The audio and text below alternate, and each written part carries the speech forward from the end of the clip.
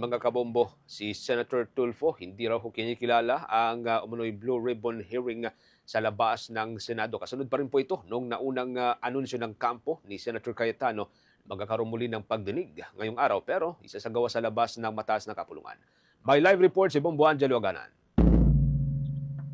Bombo Genesis, Bombo Ever, hindi kinalala ni Senator Erwin Tulfo ang planong pagdaraos ng umunoy pagdinig ng Senate Blue Ribbon Committee sa labas ng Senado, kasabay ang pagdiit na wala itong otoridad at hindi maaaring ituring na opisyal na pagdinig ng komite. Sa isang panayam, sinabi ni Tulfo na walang batayan upang tawaging Blue Ribbon hearing ang inanunsyong pagtitipon kaugnay ng isinusulong na investigasyon sa umunoy anomalya sa mga proyektong flood control. Ayon sa senador, walang kapangyarihan ang mga personalidad na inuugnay sa naturang aktibidad upang magsagawa ng pagdinig sa ngalan ng Blue Ribbon Committee. Ipinaliwanag niya na hindi naman tagapangulo ng komite si Senator Pia Cayetano at hindi na rin miyembro si Senator Dante Marcoleta. Dagdag pa niya, wala ring komite secretariat na magtatala ng mga pagdinig at hindi rin ito isasagawa sa loob ng Senado. Kaugnayan pakinggan natin ang mga bahagi ng pahayag ni Senator Erwin Tulfo. Nung po narinig yan, ewan ko kung sa mga sinaunang panahon, meron po mga Blue Ribbon hearing sa labas ng Senado. So, lumalabas po, parang nangyayari po ito dati na sila-sila lang po. Number one, wala pong ika nga darating na committee secretariat po doon para mag-record ng meeting.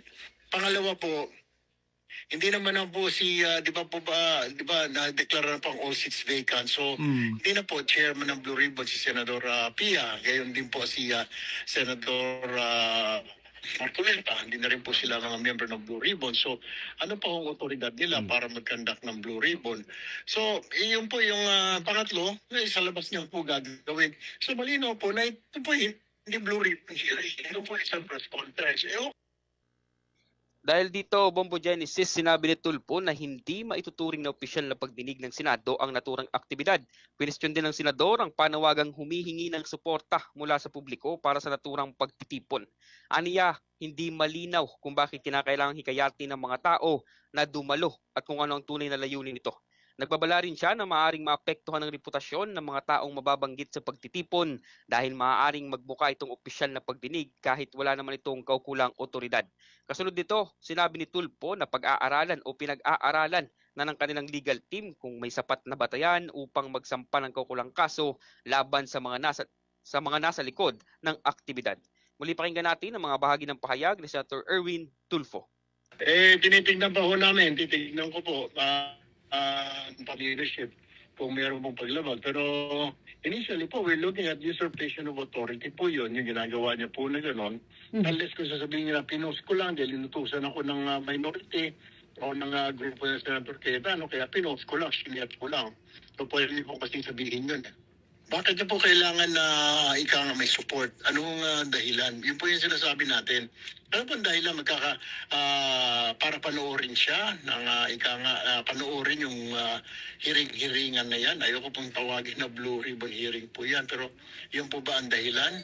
Kaya humingi siya ng suporta para mapanood siya ng mga tao. Kaya yun yung nakaraan na it was a sham, it was an illegal gathering. O kung gathering, it's not illegal. Pero kung sinasabing hearing, it was illegal.